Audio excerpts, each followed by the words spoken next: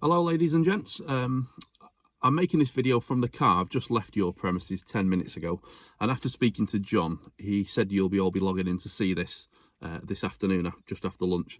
That's why I'm sat here in the car making this. So I've completed the 3 days with John and on your site and speaking with a lot of you. Great to meet you all. Thank you for all your interactions and feedback and your honest opinions on things. John didn't want anything too comprehensive at this stage. He wanted to keep it to the 3 days.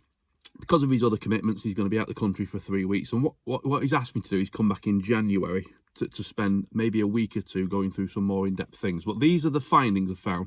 So I've got things to deliver here to, firstly, to you sales guys, and then secondly, to the IT and development team. So I've made some notes. So what I've found, first of all, and by the way, the sales guy, this is absolutely nothing to do with you. I've put this over to your CFO. Your figures that you're selling at, even though it's profitable, it's nowhere near as profitable as you think.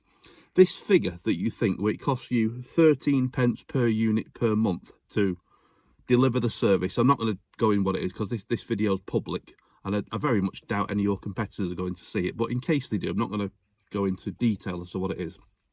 Your 13 pence per unit per month is no longer true. That figure came up with about 3.5 years ago, and it was probably accurate at the time. I haven't looked at the numbers. But I went through the CFO and asked for some very, very simple fundamental things. I noticed that the lease agreement on the 2 buildings you've got is on, I wish I was around to negotiate it when you did. It's on an upward-only rent review, which is quite normal, but it's annually. I've never seen that. Commercial lease, maybe every 5 years, and annual review, and it's normally upward only. Since that 13 pence per unit per month, your lease costs just for the building, the rent alone, for the 2 buildings have increased by 19%. The business rates on the premises have increased over the same period by 14%. The insurance that you have has increased by just over 7% in the same period.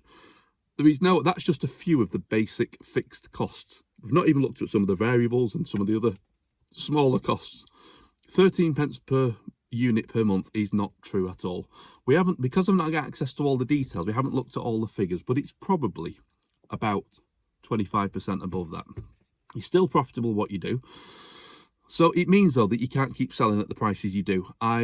One thing I've discussed with John and with your CFO is that your commissions are not to be affected at all on existing accounts that you receive earnings on every month, residual income, nor on any projects you're currently working on or that you've quoted for, because it's not your fault that you've been given the wrong figures about what it costs and what you think your margin is. So your commission won't change, but going forwards from this day, anything new, you're going to have to know, as soon as your CFO gives you the correct figure of what the new actual cost is, your new margins. On that note, you're selling far too cheap anyway. You are.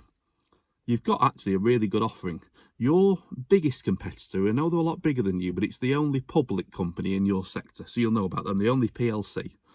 I phoned them as if it was one of your typical clients, not from your business, but in the sectors that your industry like to deal with, to get some idea of prices. They were hesitant to quote over the phone, as you'd expect.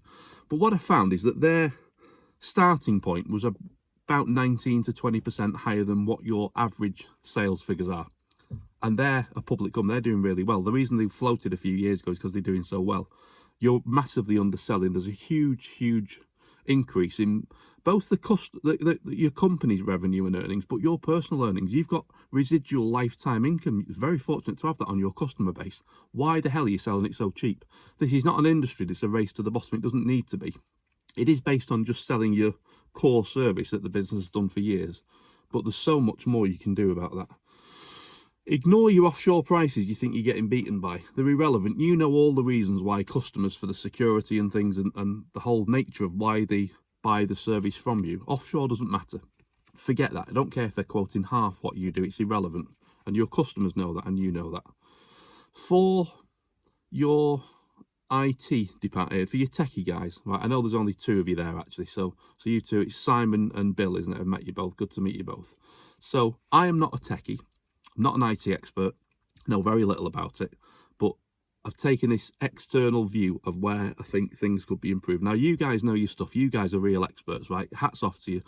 Please don't take this as some kind of criticism. It's just my view of it, because I think you guys are really, really good at what you do, but I think there's lack of direction of where the business is going. You're kind of totally separate, and you're separated from the other departments. You don't really know about your customer base, you don't know about sales, you don't know about marketing, you don't know where it's going. So where you're focusing on, all the things that you're building are quite clever and intuitive, but the reality is the vast majority are not being taken up by the customers. So you are actually wasting your very valuable time and skills on building stuff.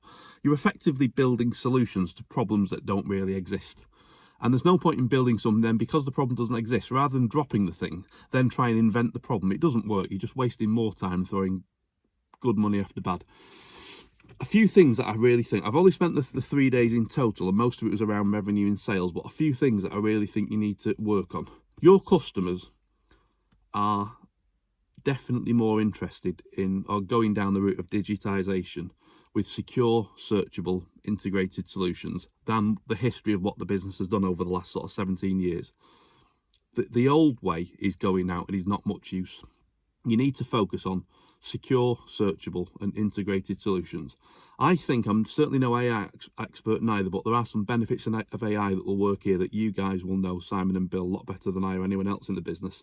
I really think you need some AI-powered data extraction for your customers. Really think about that. If you want to email me, pop some ideas around, I'll tell you about what I found from customers I've spoke to. But AI-powered data extraction is going to be a key thing, and that will really increase what you can charge. Not just what you can charge, the retention rate. When you get customers locked in with these solutions, they're not going to move anywhere else. It's not a race to the bottom in price. They're not necessarily locked in contractually, but they're locked in because they don't want to lose access to what you can offer. It won't take you long to build that with your skill level. You also then need this to integrate with client systems. Now, I know you've got a diverse range of clients, but if you take the key ones, like your biggest customer that begins with M, the sector they're in, there are only several systems that all of the big businesses use. Create an integration. There must be some kind of API, something you can do to link up with them so that you've got the integration. That will keep your customers locked in with you. I think you also need to build in, because of the compliance people within your customer base, particularly the larger customers, you've got lots of levels of compliance. I think you need a sort of chain of custody reporting, so they can extract and interpret the data quickly with quick basic AI driven keyword searches. That'll integrate with their systems. If you've got this chain of custody of reporting, then it'll really help their compliance and the mandatory compliance stuff, which is why ultimately they're using firms like you. It will also help the sales teams with tenders, because they can offer to build boutique or kind of, in-house designed systems that link up with your client systems. For example, look at lots of local authorities have been in recent months and years digitizing, or they're going down the route of digitizing planning applications. They receive loads of planning applications. I've not looked at the numbers, but the planning departments in any council are pretty big. They're digitizing planning applications. If you could just, what you already offer to a few of the local authorities you deal with, that the planning could be a really big thing for you. So please have a look at that and focus on it and let me know what you think. The other big one, it's an obvious one, is financial services. Their retention and compliance archives, they really need this kind of AI-driven data extraction, because they're inundated at the minute, aren't they, with FCA complaints over.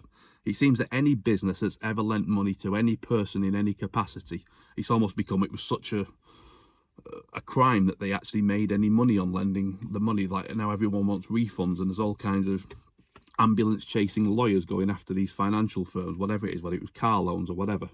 So their compliance and what they need to retain legally and also for their own protection is absolutely crucial. This again is where it's not a race to the bottom on price. If you can integrate with them and speak to your customers, speak to not just your counterparts, your technical people in your financial services customers, speak to other departments who'll give you not just an engineer's opinion of building tangible, measurable solutions. Look at other things, other departments where there are other values, the emotional value of it, the monetary value.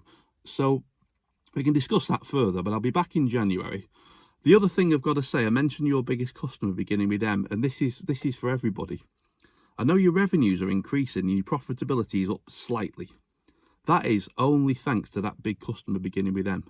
If we took those out of the equation, and they could walk away any day, quite frankly, because even though they tied into a 5-year contract, your minimum spend in your contract is only 150 quid a month, which is a lot less than 1% of what they spend with you. So they could just spend with you 150 quid a month to not breach the contract and go and give the business elsewhere to someone that's doing better and more than what you currently are.